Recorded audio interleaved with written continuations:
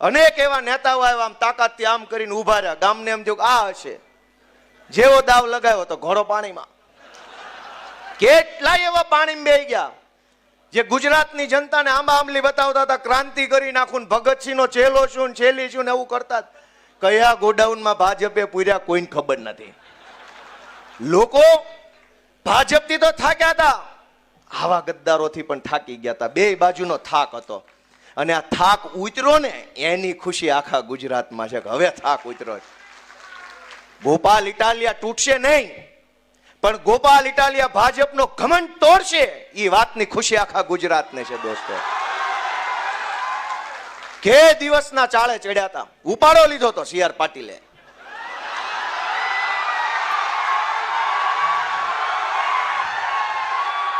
C R પાટીલે ગુજરાત આખામાં ઉપાડો લીધો કે ધારું એને તોડું, ધારું એને પક્ષ પલટો કરાવું, ધારું એને જેલમાં પૂરું.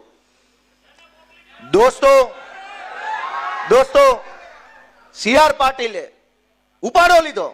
અહીંથી ધારાસભ્ય તોડું, અહીંથી તોડું, ન્યાથી તોડું, ઓલાને લઈ લઉં, આને લઈ લઉં, આને લઈ લઉં.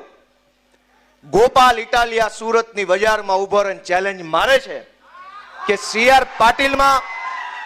પાટીલમાં દમ હોય તો હવે પછી ગુજરાતનો એક કઈ ધારાસભ્ય તોડીને ખાલી ચૂંટણી કરી બતાવે. હું જોઉં છું કોણ છે સી આર પાટીલ. હવે પક્ષ પલટો કરાવે અને ચૂંટણી લાવે, પેટા ચૂંટણી ગુજરાતની ગમે સીટ ઉપર. સી આર પાટીલ સામે મોરે મોરો નો મારી દો તો દોસ્તો સામો ન મળે. દોસ્તો, ગુંડાગીર્દીની હદ વટાવી પાટીલના કાળમાં. દોસ્તો, રાજનીતિને ખાડે લઈ જવાનું, તળિયે લઈ જવાનું કામ આ સુરતની ટોળકીએ કર્યું. દોસ્તો, મને એ વાતનું એટલું બધું દુઃખ છે એ વાતનું કે આમ ન હોય. આ ગુજરાત સરદાર પટેલ, મહાત્મા ગાંધી જેવા પુરુષોનું ગુજરાત છે, જેણે આખી દુનિયાને દિશા બતાવી. ગાંધીજીએ સત્યાગ્રહનો, અહિંસાનો, લોકશાહીની લડત લડવાનો રસ્તો આખી દુનિયાને બતાવ્યો. એ ગાંધી આપણા ગુજરાતના.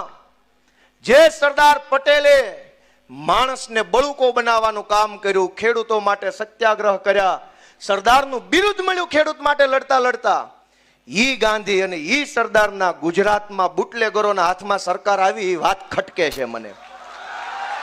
ઈ વાત ખટકે છે કે ગાંધીનું ગુજરાત બુટલેગરના હાથમાં ન હોવું જોઈએ ભાઈ સાહેબ. અને અમે હાથ ઉપર હાથ રાખીને નિરાશ થઈને બેસી રહેવા વાળા માણસો નથી. અમે સંકલ્પ કર્યો કે કોઈ બોલ